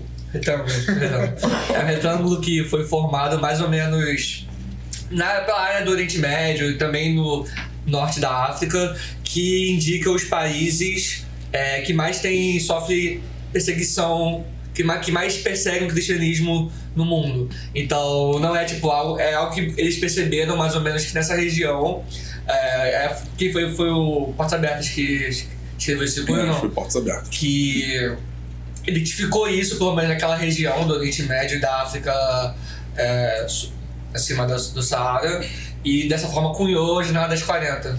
Pesquisa aí no Google, não tem nem câmera aqui posicionada pra televisão. Mas é mais ou menos isso, são os países que tem mais perseguição ao cristianismo. Você vai ver o retângulozinho lá, daquela região ali, mais perseguição. E eu fico pensando na possibilidade da gente ser um celeiro pra esses países. A galera tá pegando o lutador de jiu-jitsu pela orelha e tá trazendo. Eles querem. Entendeu? Eles meio que pagam pra isso. Os melhores campeonatos hoje estão lá, né, cara? É Abu Dhabi, onde tá rolando a grana, tá lá, né? Então você já imaginou? A galera entrando nesses países com a ideia de dar aula de jiu-jitsu e poder levar o evangelho. Poder levar essa cultura que a gente tá falando aqui, essa cultura pra lá. Eu não sei exatamente onde é. Eu sei que é lá pro Oriente Médio. Que um determinado professor de jiu-jitsu que dá aula lá, na academia dele tem uma parede de vidro que divide o tatame da onde os pais ficam sentados esperando acabar as aulas dos filhos. Eles ficam numa sala, parede de vidro, olhando os filhos treinar, e tem umas mesas, essas mesas estão cheias de livros. Me parece que eles têm uma cultura muito forte de leitura. Eu não sei. Eu sei que fica cheio de livros e os livros são cristãos. Então ali o pai está vendo o filho, pega um livro daquele e começa. Ele está sendo a forma que ele está tendo de poder levar Jesus para essa galera, sem falar. Né? Eu tenho um camarada também que está lá, está num determinado lugar, onde no kimono dele está escrito Jesus Cristo, Rei dos Reis, Senhor dos Senhores. Mas ele está num país que não pode. Só que ele tem um respaldo, porque ele acabou ficando lá para dar aula para os filhos de um sheik. Então ninguém toca no cara porque ele está ali por causa do sheik. Muito louco fazer isso, mas o cara está fazendo. Está lá. Está levando Jesus, cara.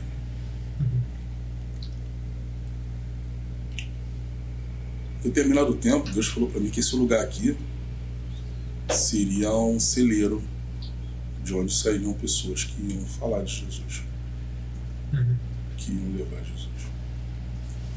Eu vejo isso começando a se cumprir hoje, na história desse que está indo para os Estados Unidos e na história de outros que vão chegar, que daqui a pouco estão indo embora. Eu vejo isso perfeitamente, não só aqui hoje, mas eu já vejo muita coisa acontecendo lá em Nova Iguaçu.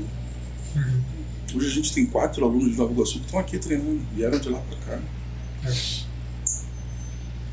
Deus começando a fazer as coisas acontecer, sabe?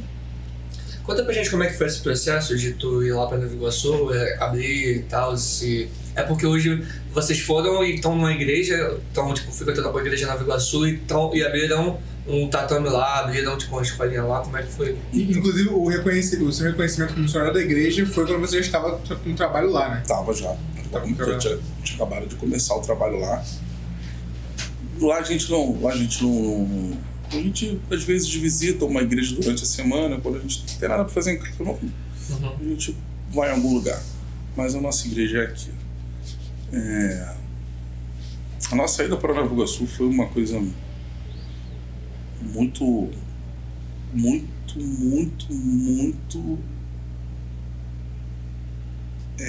específica. Deus mostrou aquilo de uma forma muito clara.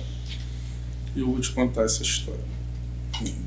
Tava tudo certo para eu ir para Saquarema, né? Tava esquematizando tudo para ir morar lá. Tinha algumas portas abertas interessantes. E a ideia era ir para Saquarema. Quando Deus me mostrou, eu estava orando e Deus me mostrou a história de Jonas. Eu li aquilo, eu falei, pô, Senhor, tá bom, eu entendi que Deus estava falando comigo ali, mas se não é para ir para lá, eu vou para onde? Deus não me respondeu naquele momento, mas eu recebi algumas palavras no passar dos dias, né? Eu estava na casa da minha sogra, a gente foi levar a Carol lá, para Carol ver os avós, né? E eu saí para dar uma caminhada por dentro do condomínio onde eu moro hoje. E eu vi umas garrafas de energético, garrafa de uísque nas lixeiras, mas era muita coisa. Em todas as lixeiras. Não é possível. Estão regando planta. Que era muita coisa. E eu fiquei olhando aquilo e vi aquela molecada ali, né? Ficava pensando, pô, essa molecada tá bebendo demais. E eu tava sentado, eu saí pra dar uma caminhada. Eu voltei pra praça, em frente à casa da minha sogra, eu tava lá sentado, e veio uma senhora. Essa senhora passou por mim, ela voltou e falou, eu tenho uma coisa pra te falar. Posso falar com você? Eu falei, pode. Eu não conhecia, eu nunca tinha visto aquela senhora. Ela virou para mim e falou assim, olha, Deus está te trazendo para esse lugar aqui.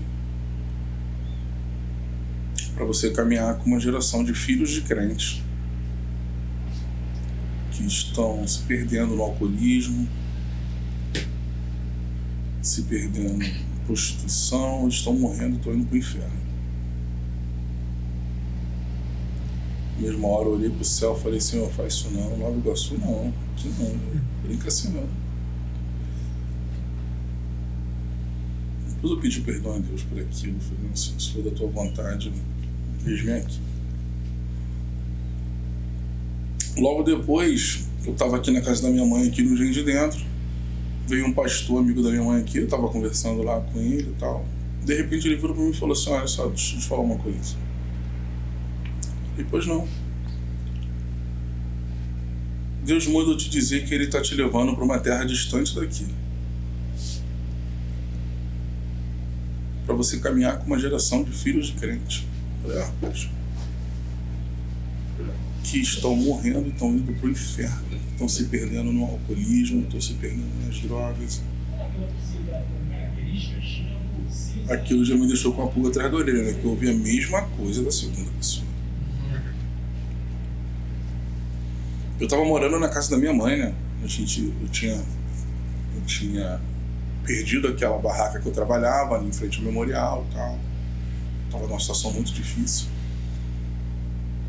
E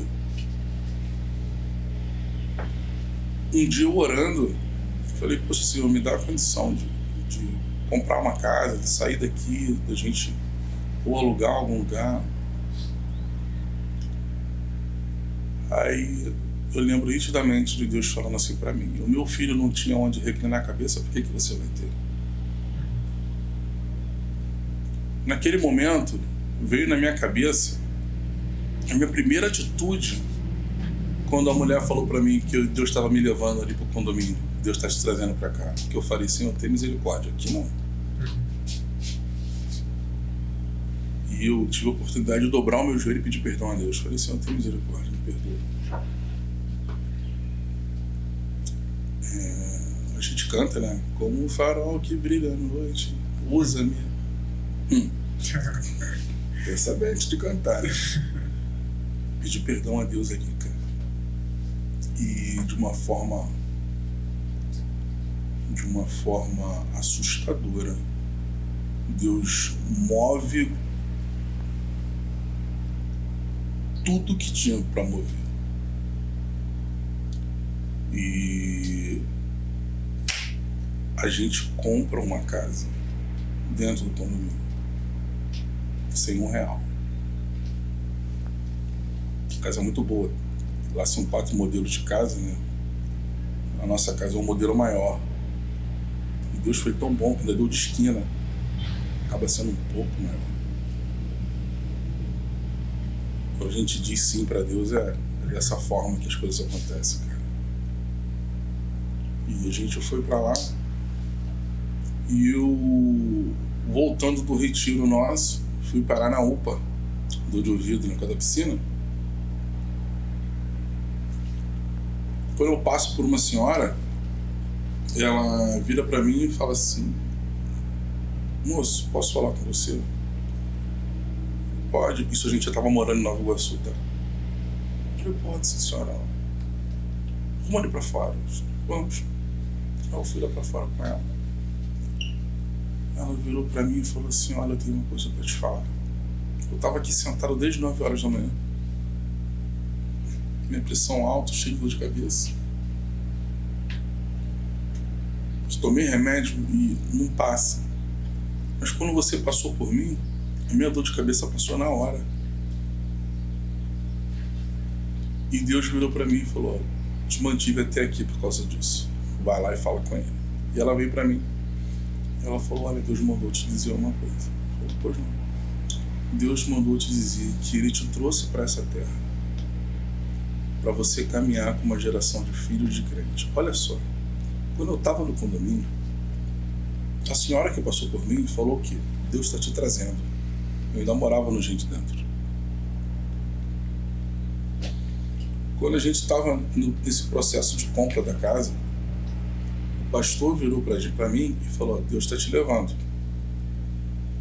E quando eu já estava morando, encontrei com a mulher na UPA, ela vira para mim e fala, Deus te trouxe. Como é que o tempo casa certinho, né? Talvez se não fosse tudo no tempo direitinho que ela tivesse contado a história, eu teria ficado com o pé atrás, mas cara, foi perfeito demais. E ela falou, Deus está te trazendo para cá para você caminhar com uma geração de filhos de crente. Estão morrendo e estão indo para o inferno, a mesma coisa. Mas ela deu continuidade. Ela virou e falou, olha, Deus está me mostrando você e mais 4 homens. E vocês estão parados na frente de uma porta. A porta está atrás de vocês. E vem uma geração de jovens e adolescentes na direção de vocês. Atrás de vocês, não, tem uma noiva. Eles vêm empurrando uma noiva para a direção dessa porta. Só que essa noiva, ela tá com um vestido que tá todo sujo, todo rasgado, ela tá despenteada, não tá maquiada. Ela tá uma noiva toda suja. E atrás dessa porta onde vocês estão, tem um noivo esperando essa noiva. Só que ela não pode passar por essa porta. Ela não tem condições de passar por essa porta. Então, Deus me mostra você e esses 4 homens parando essa geração,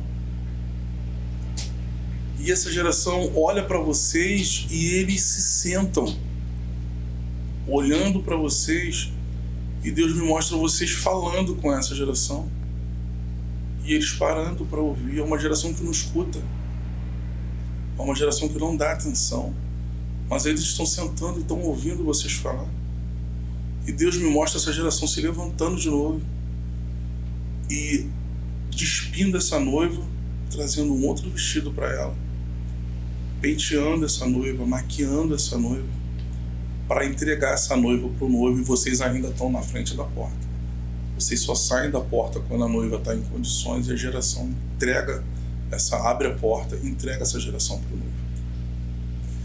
Daquele dia em diante, Mateus, Thiago, eu não recebi mais palavra nenhuma a respeito disso.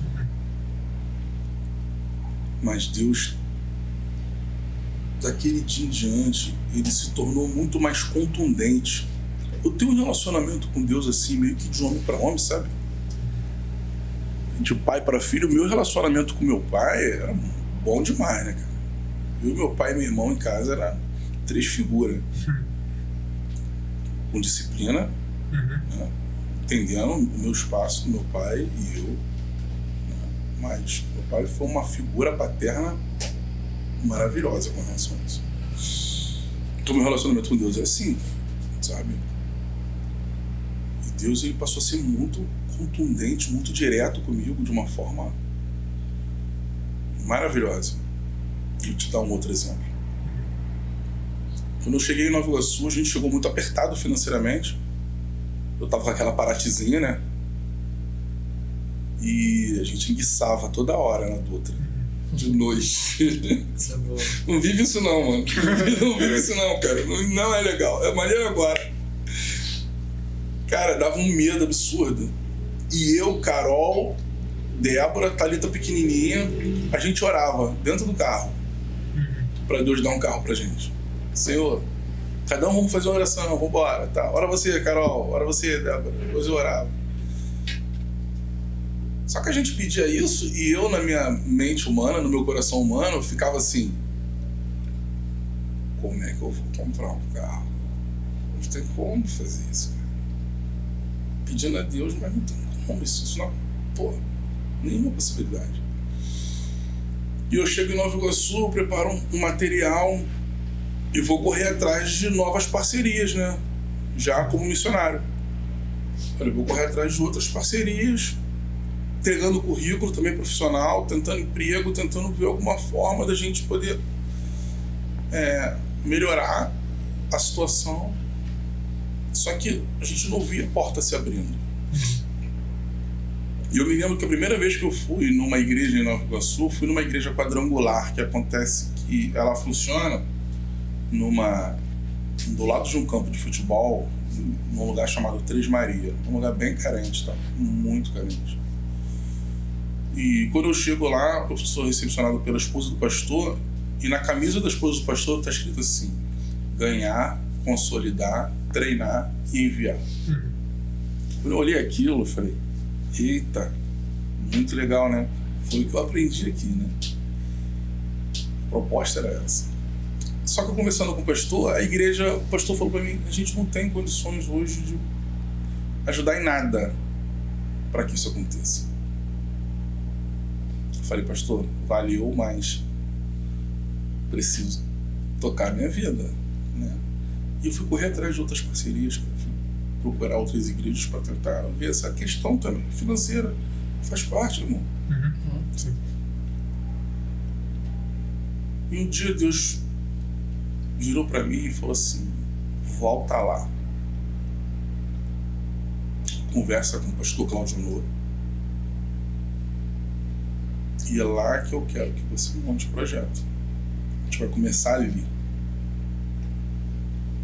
Eu falei: sim, mas eu não posso, tem que correr atrás, tem um monte de coisa para fazer, um monte de coisa para pagar, eu preciso de trocar de carro. Deus virou para mim e falou: pô, vai lá, começa, porque é ali que a gente vai começar. O resto eu cuido eu. Cara, aquilo me apertou o coração de uma forma que eu falei: como é que eu vou falar isso pra Débora agora?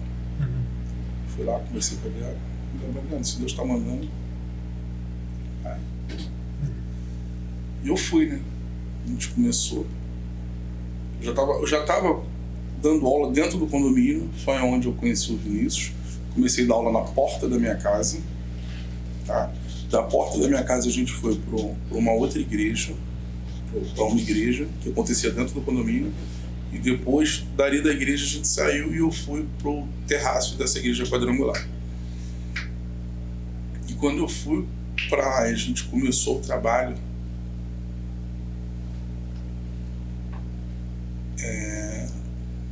ainda com essas preocupações, aconteceu uma coisa que eu só ouvia em testemunho na televisão. Eu recebi um telefonema, pode citar nome não, né? Eu recebo um telefonema do meu pastor. Tá em casa? Eu falei, tô. Não. Tá em casa? Eu falei, não, tô aqui na escola da Carol. A escola da Carol é muito longe e eu deixava a Carol na escola e eu ficava na porta da escola da Carol, né? Até ela sair. Sim. Passava a manhã toda ali, precisava fazer algumas coisas, entregava um currículo, fazer alguma coisa. Mas não era todo dia que a gente fazia isso.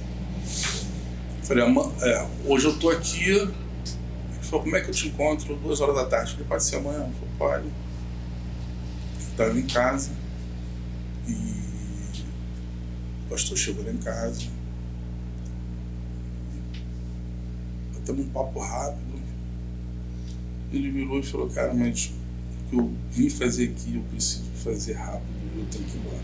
Eu vim fazer o que Deus mandou eu fazer. Eu falei, poxa, ele falou, então, cara, nem tomou no bolso assim, pegou o documento do carro, pegou a chave do carro, falou, Deus mandou te dar meu carro.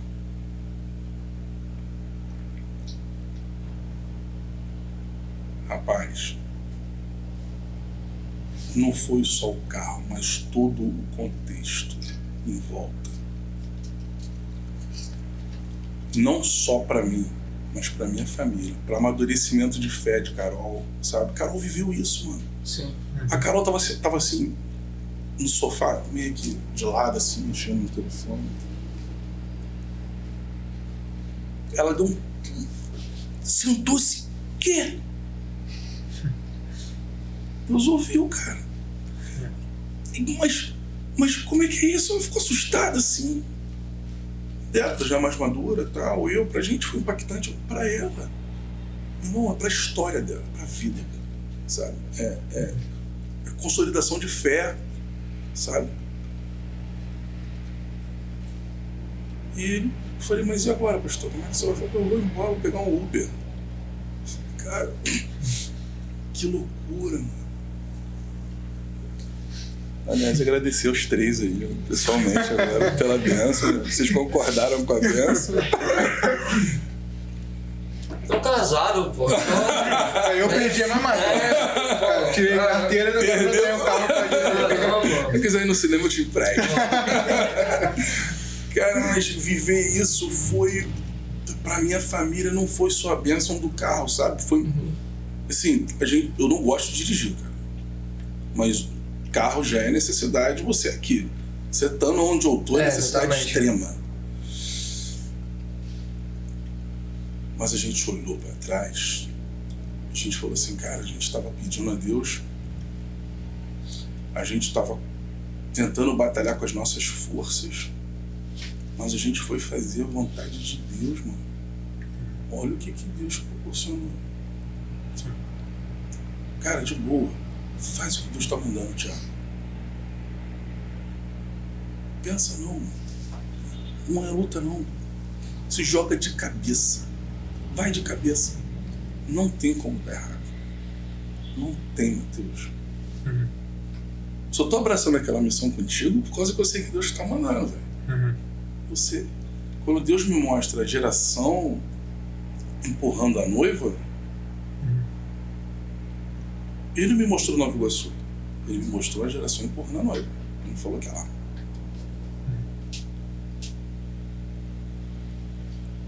Quando a gente vive isso, de você fazer o que Deus está mandando, e você começa hoje a caminhar junto de uma galera, mano, a coisa é tão séria, que eu já falei, né? Tem 4 alunos de Nova Iguaçu aqui. Eles querem caminhar os teus passos. Quer seguir o caminho que você está seguindo. Sabe? Você pega uma galera machucada, uma galera ferida, mesmo estando dentro de igreja. Você tem contato com lideranças com uma cabeça que... Cadê o perdão? Quem é que cuida agora dessa pessoa que está fora? Tive uma experiência que uma pessoa cometeu um erro e essa pessoa que cometeu um erro foi excluída, foi expulsa da igreja. E minha pergunta é, quem cuida agora? Quem ama? Quem caminha junto? Como é que funciona isso? E agora que chegou gente de fora para treinar comigo lá, que tem as mesmas práticas de pecado daquela que foi expulsa daqui. O que eu vou falar para ela? Não, você não pode? A gente precisa entender o que a gente está compartilhando. O evangelho é esse que a gente está compartilhando. Que exclui, que pisa de separação. Que acaba sendo o oposto do evangelho do relacionamento que a gente estava falando no começo. Não tem como, cara. Eu tô prestes a recomeçar um trabalho na porta da minha casa. Vai ter o jiu-jitsu dentro da igreja, vai ter o jiu-jitsu fora da igreja. Porque o jiu-jitsu fora da igreja vai ser para acolher aqueles que não podem ter acesso. É regeneração. É encontro. Você não peca, não. O dele é mais pesado que o teu, né? O dele é maior. Não pode, cara. Não existe 2 pesos, 2 medidas. Aquilo ali é para todo mundo. É graça e é misericórdia. Pô. Então, assim, o trabalho lá acontece basicamente. Hoje eu tenho muita gente da igreja inserida, né? Os jovens da igreja estão inseridos, estão treinando. As meninas, os rapazes. Agora, fechando a conta, Deus me deu uma bênção maravilhosa. Além de poder ter a minha filha treinando, que é a Carol, agora a Débora está treinando também, voltou a treinar. Então a gente está todo mundo inserido dentro desse contexto. A Thalita, velho. Tá treinando também? Não, deixa eu falar. 1 ano e pouco. A Thalita agora, ela tá em casa e ela pega o travesseiro, bota entre as pernas, fecha a guarda no travesseiro, abraça o travesseiro e fica rolando de um lado pro outro. Isso ela viu, mano. Ela viu.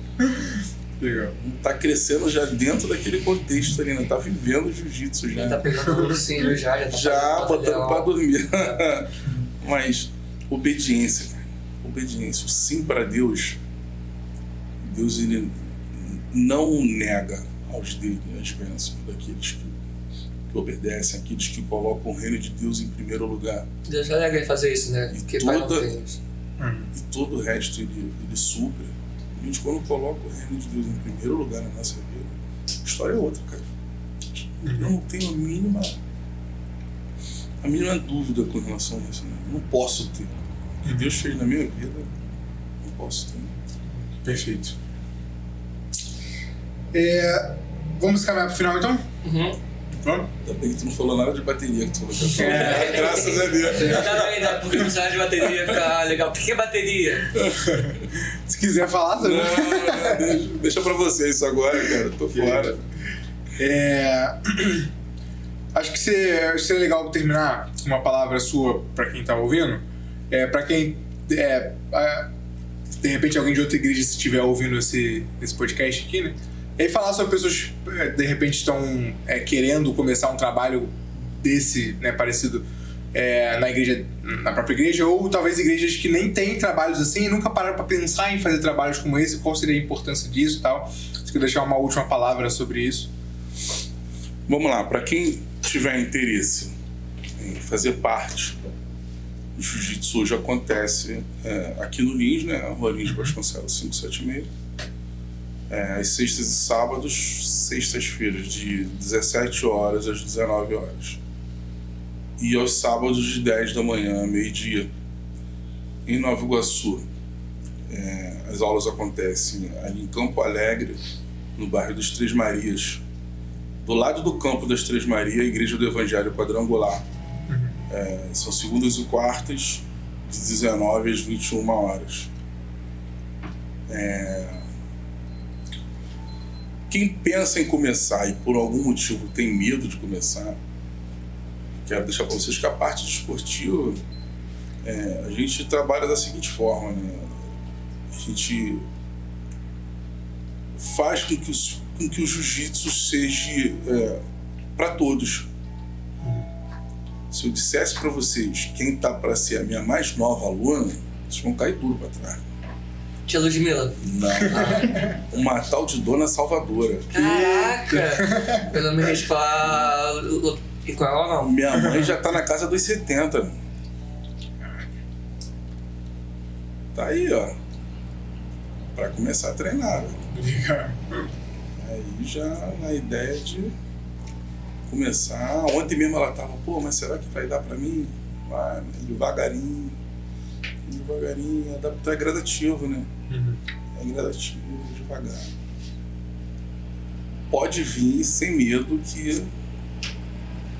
que certeza que o resultado para a saúde, né, esportivo é muito bom. Eu tenho kimono guardado, 7 chaves, pro Alexandre Marques. Ele sabe disso. Não vou, tá guardado. Separadinho lá. Ele fala que não, mas um dia ele vai beber dessa água. Chorando. E para quem quer implantar na igreja, né? É bom demais você poder. É um trabalho missionário dentro da tua igreja, né? Eu só implanto, eu só dou aula de jiu-jitsu dentro de igreja. Houveram possibilidades, até meu mestre me ofereceu um espaço aqui na Emengarda, um espaço bom. Eu falei, pô, Vinícius, a ideia não é essa, mano. A ideia do jiu-jitsu na minha vida é graça e misericórdia. A ideia é estar dentro de igreja, inserir a igreja dentro desse contexto, jovens que queiram praticar um esporte, qualquer um que queira praticar um esporte. E ali dentro gerar relacionamento. Ponto. Ali dentro, um adolescente da igreja que vai estar treinando, vai conhecer o que está do lado de fora que não treina, vai fazer amizade, vai levar para uma célula e dali as coisas vão acontecendo naturalmente. A ideia é simples. A ideia é simples. Para levar para dentro de uma... A gente está preparando hoje, o Hugo. O Hugo é filho do pastor Júlio, aqui da PIB do Lins, que hoje está pastoreando uma igreja no bairro do K11, em Nova Iguaçu. Eu já fui lá, já olhei, já conheci a igreja, já vi com ele mais ou menos aonde vai ser as aulas, mas a ideia hoje é preparar ele aqui para futuramente ele estar dando aula lá. Está perto já disso acontecer. Para quê? Gerar relacionamento, os vizinhos em volta, as pessoas conhecerem. Então, para a igreja eu acho que é uma coisa muito legal. A igreja que tem essa visão missionária, que tem que ir buscar. Uma ferramenta legal, uma forma legal de acontecer. Não só o projeto social, mas a luta em si. E também, muito do que a gente tem falado aqui, que a gente falou bastante aqui nesse episódio todo, né? Como o evangelho tem que fazer diferença na vida das pessoas, né? Então a igreja também tem um papel social, sabe? Existe na teologia uma grande discussão, até entra na questão da missão integral e tal, é que a gente não vai falar sobre isso aqui, né? E aí, muita da discussão tem pregação do evangelho ou tem justiça social, ou tem engajamento social, né? será que, mano, a gente não precisa escolher, na verdade, as duas coisas deviam andar juntas, né?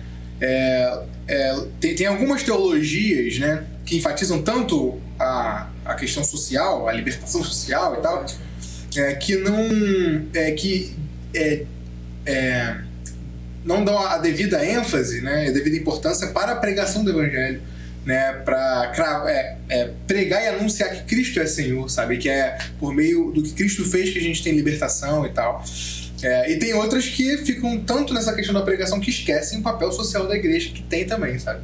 E as duas coisas sempre devem caminhar juntas, né? Inclusive, o evangelho é sobre transformação social, né? Também, né?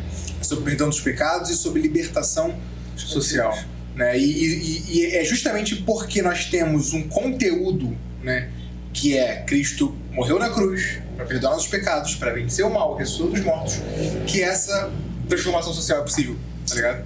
Então as duas coisas andam perfeitamente juntas, certo? Sem a menor hipótese de dúvida. Sem a menor hipótese de dúvida. Perfeito. Mais alguma coisa? Quer falar alguma coisa? Não, tô tranquilo. Show. Então, Leandro, muito obrigado, foi um prazer, foi uma grande honra te receber. Nossa. Ou é quando você cumprimenta o mestre, Matheus. Caraca lá. Tá zombando de tradutor engraçado. Caraca. Então é isso. Muito obrigado. Obrigado, Leandro. Pessoal, fiquem com Deus e até a próxima, rapaziada. Valeu. Tchau, gente. Valeu.